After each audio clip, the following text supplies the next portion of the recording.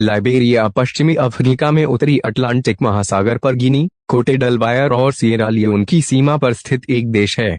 Liberia Africa का एकमात्र अश्वेत राज्य है जो कभी औपनिवेशिक शासन के अधीन नहीं रहा।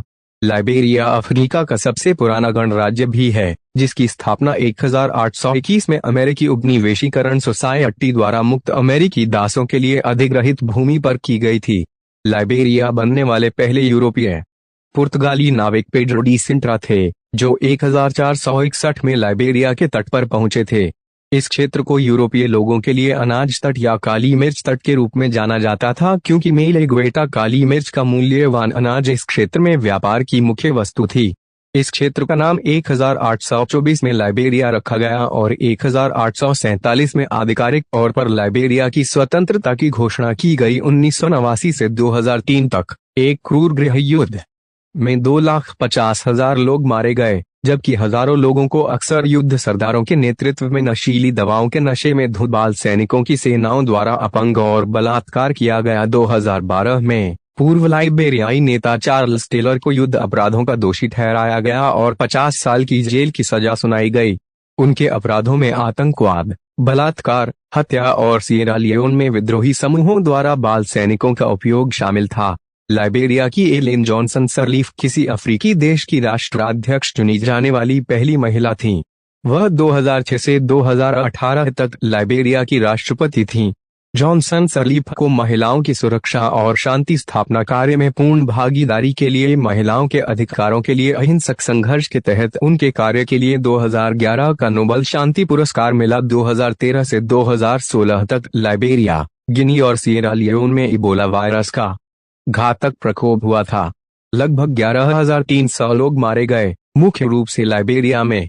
लाइबेरिया का नाम लैटिन शब्द लिबर से आया है, जिसका अर्थ है स्वतंत्र, क्योंकि इस देश को मुक्त अफ्रीकी अमेरिकी दासों के लिए एक मातृभूमि के रूप में बनाया गया था। देश की राजधानी मोनरोविया का नाम जेम्स मोनरो के नाम पर रखा गया था, जो अमेरिका के 5वें राष्ट्रपति और मुक्त दासों द्वारा लाइबेरिया के उपनिवेशीकरण के समर्थक थे। मोनरोविया उन 2 राष्ट्रीय राजधानियों में से एक है जिनका नाम अमेरिकी राष्ट्रपति के नाम पर रखा गया है। दूसरी राजधानी वाशिंगटन डीसी है। लगभग दुनिया के 10 में से 1 जहाज लाइबेरिया में पंजीकृत है और करों और सख्त रोजगार नियमों से बचने के लिए इसका झंडा फहराता है। इस प्रथा को सुविधा का झंडा कहा जाता है। केवल पनामा में ही इसके झंडे के तहत अधिक जहाज पंजीकृत हैं। लाइबेरिया का झंडा अमेरिका के झंडे की तरह है।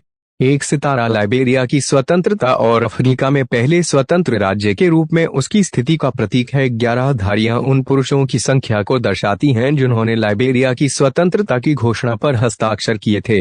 लाइबेरिया दुनिया के सबसे भूखे देशों में से एक है, जिसे गंभीर स्तर की भूख से पीड़ित माना जाता है।